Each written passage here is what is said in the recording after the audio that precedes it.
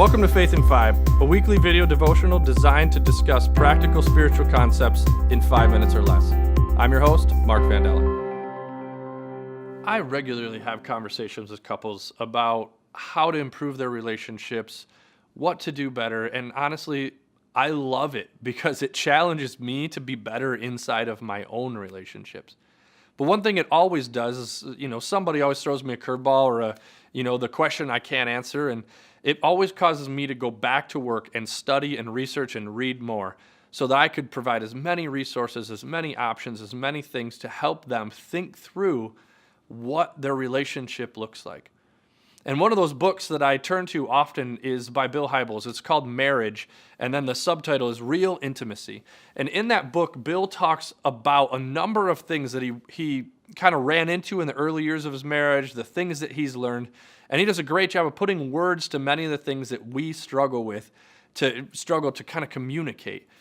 And in it, he shares this story about he and his wife, and it's the simplest little thing.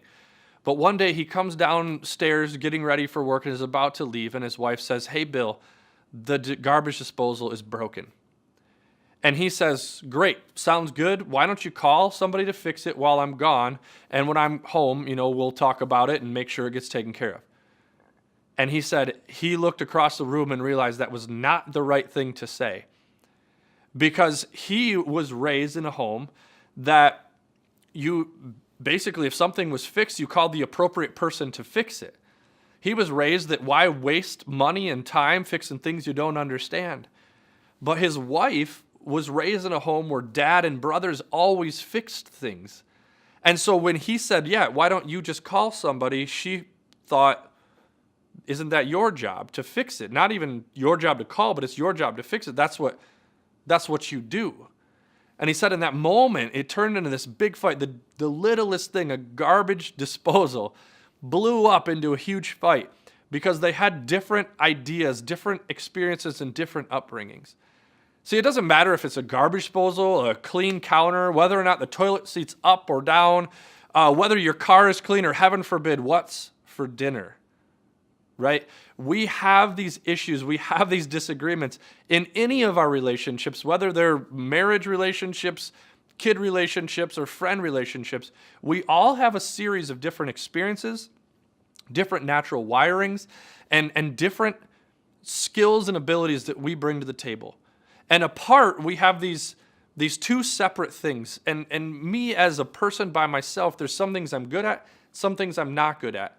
And if you put all those things, let's say there's different elements, let's say there's 5 different main elements of life, and they're all spokes on a wheel. There are things that are, like that spoke goes all the way out to the edge of the wheel for me because it's something I'm good at. But there are several, probably more than not, things that I'm not very good at. And so that meter, that spoke is not all the way. And so I have these flat spots on my wheel. But if I take 2 different people with different upbringings, different skills, different wirings, and I put them together, maybe some of their spokes go out further in the places that mine don't, and I have a more complete full circle wheel. That's how relationships are meant to be. And see, the cyclical nature I found is biblical. See, one of my favorite verses to apply to relationships, no matter what kind of relationships, is Philippians 2, 3 through 5. In it says, the Bible says, "Do nothing out of selfish ambition or vain conceit, but rather consider others better than yourselves."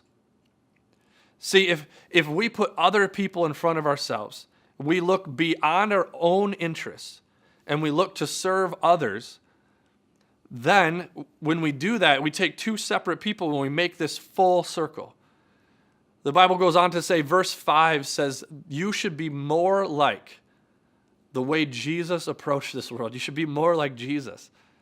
And that's a tall order, I understand. But alone, we have these flat spots, right? But together, we have a better chance of filling in those gaps and rounding out ourselves. And you can almost feel just the nature of that verse, that it has this full circle feeling.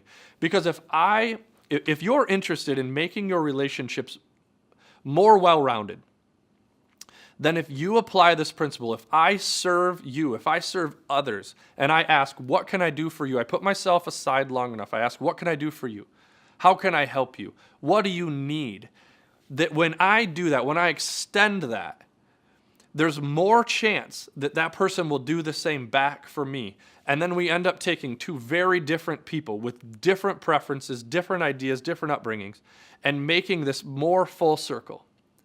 If this week, if you want to improve your relationships, I would encourage you to look for the places that you can apply this verse. Actually live out Philippians 2, 3 through 5. Look for the places where you can serve. And when you do so, I can almost guarantee that you will start to experience more of this full circle, more of these gaps in your life being filled, and you will feel more well-rounded in the life that you live. Go out this week and give it a shot, give it a try in all of your relationships. Thanks for tuning in. If you want to follow us each week, click here to subscribe. And if you want to take it a little bit further, click here for discussion materials.